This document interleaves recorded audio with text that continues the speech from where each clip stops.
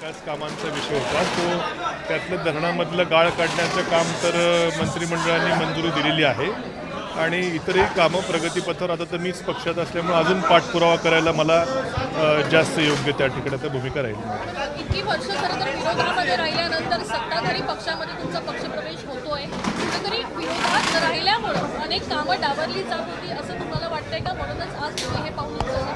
नाही, निश्चितपणे विरोधी पक्षात असताना मी माझी भूमिका प्रामाणिकपणे पार पाडली, परंतु त्याची मोठी किंमत माझ्या मतदारसंघाला देखील चुकवावी लागली.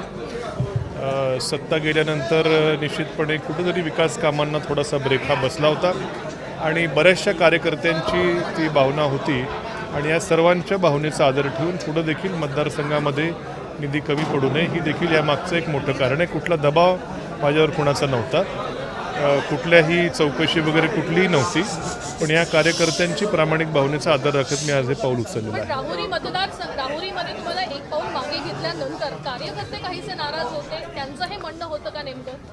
नाही, आता कसं आहे, त्यावेळेसची ती निवडणुकीच्या वेळेची सगळी भूमिका असते, काही समंजसपणाचे निर्णय घ्यावे लागतात. कार्यकर्ते त्यावेळेस नाराज होते, पण आता तुम्हाला उत्साही दिसत असतील. काल तुम्ही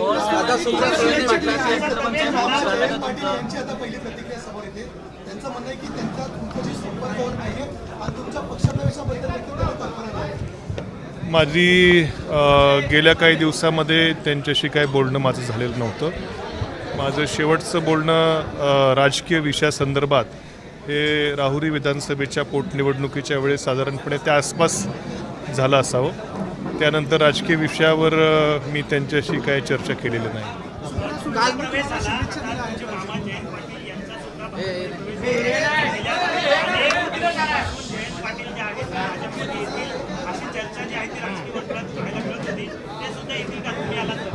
नाही, त्यांच्या माझ्या प्रवेशाचा आणि त्यांच्या राजकीय समीकरणाचा काही संबंध नाही.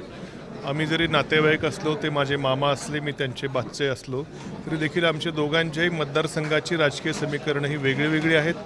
त्यांच्या राजकीय उंची तर त्यांची राजकीय उंची खूप मोठी आहे, राजकीय अनुभव खूप मोठा आहे. त्यामुळे माझ्या प्रवेशाचा त्यांच्या पुढच्या राजकीय दिशेशी अर्थार्थी कुठला संबंध हा अजिबात नाही आहे. असं काही विषय नाही आहे, अजिबात.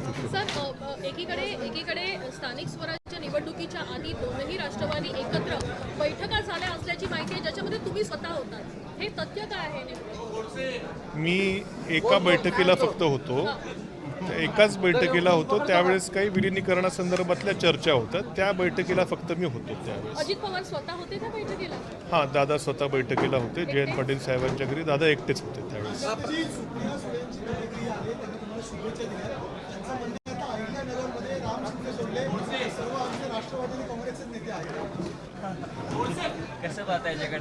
नाही, मी काल भेटलेलो आहे.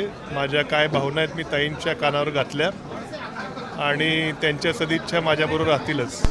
शरद पवार साहेबांची काय प्रतिक्रिया नाराज असं बोललं जात आहे? नाही, मी अवश्य भेटेल त्यांना. माझ्याकडे काय प्रतिक्रिया अजून मला माहीत नाही काय बोललेले आहेत, पण मला नाही भेटता आलं त्यांना. मला जयंत पाटील साहेबांनाही नाही भेटता आलं. सुप्रियाताईंशी माझी चर्चा झाली, रोहित पवारांशी माझी फोनवरती एक दोनदा चर्चा झाली होती, रोहितदादांची.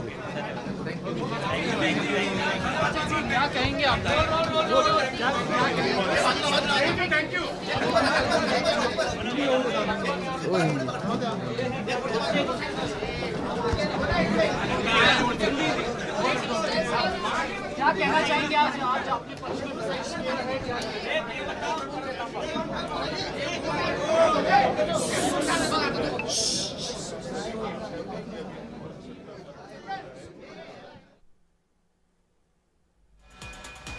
भाजप प्रवेश करताना दबाव कुणाचाही नव्हता.